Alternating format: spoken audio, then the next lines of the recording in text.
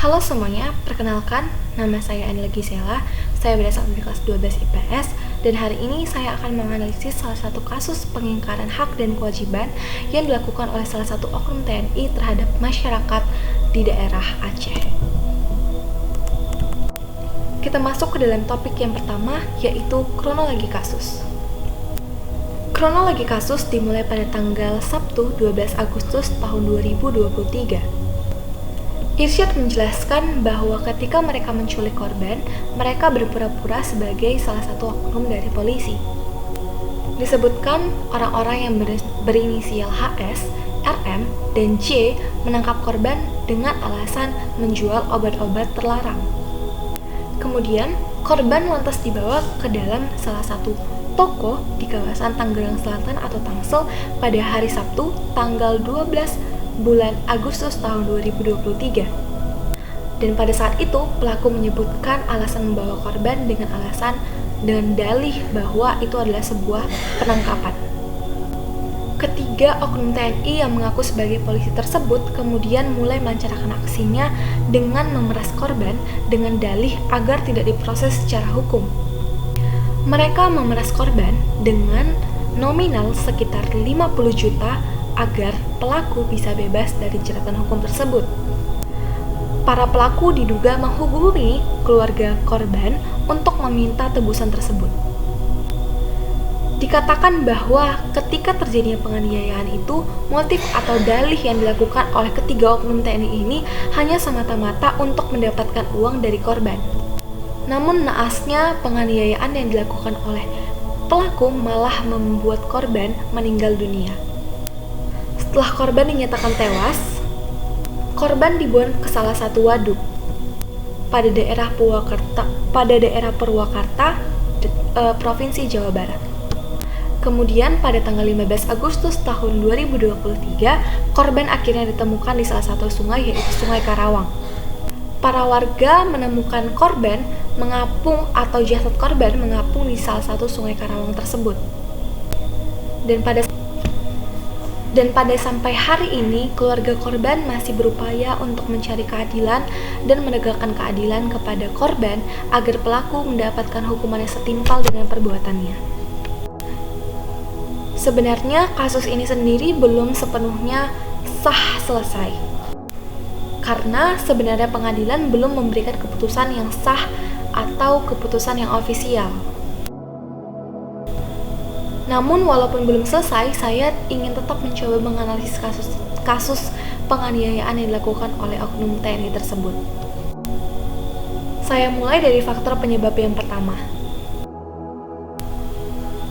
Faktor pertama terjadinya kasus tersebut adalah penyalahgunaan kekuasaan.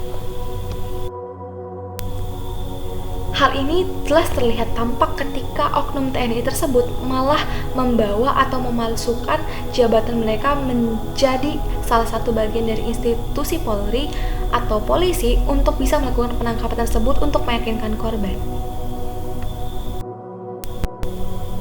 Hal ini tentu sangat jelas merupakan salah satu cerminan dari penyalahgunaan jabatan, karena ketika suatu polisi ingin melakukan penangkapan, tentu harus di bawah atau didasarkan pada hukum yang jelas dan surat penangkapan yang jelas.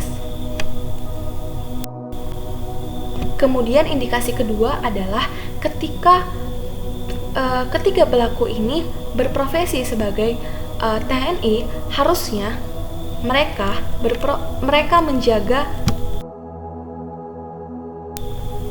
Seharusnya ketiga oknum pelaku berusaha untuk menjaga keamanan masyarakatnya, karena masih merupakan bagian dari salah satu institusi yang tugasnya adalah untuk melindungi keamanan negara, bukan malah membunuh salah satu masyarakatnya, yang artinya sangat amat merugikan masyarakat.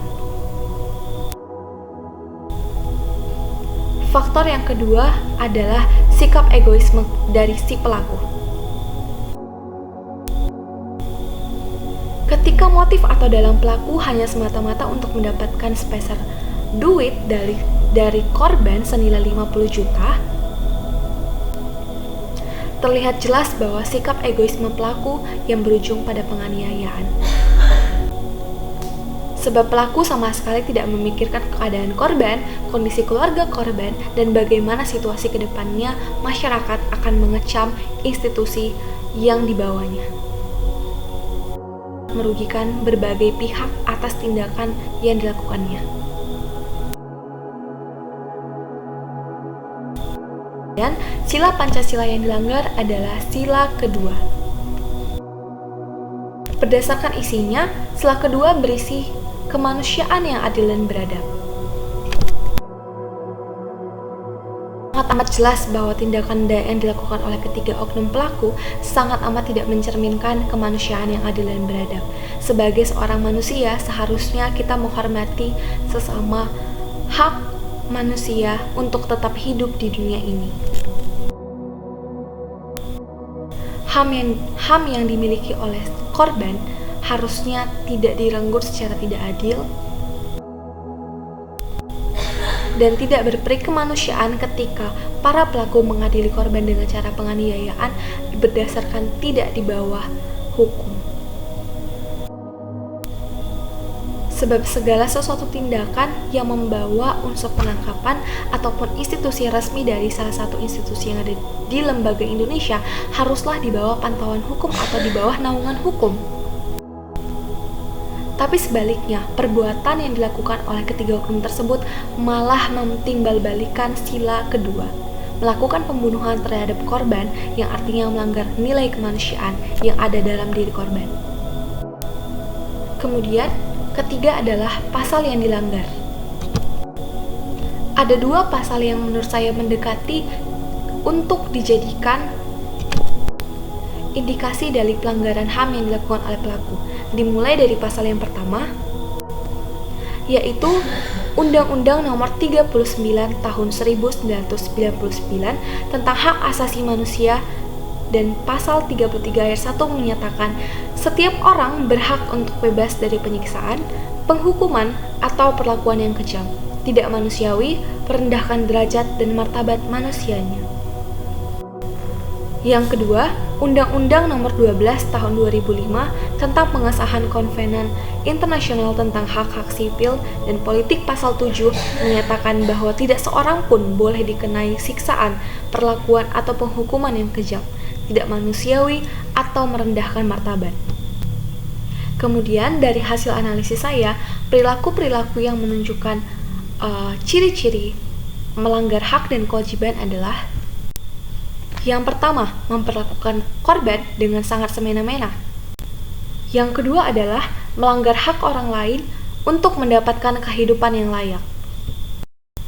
Selanjutnya, mengambil keputusan secara sepihak tanpa di bawah wewenang undang-undang. Yang terakhir adalah menyalahgunakan kekuasaan yang berujung pada menyengsarakan rakyat.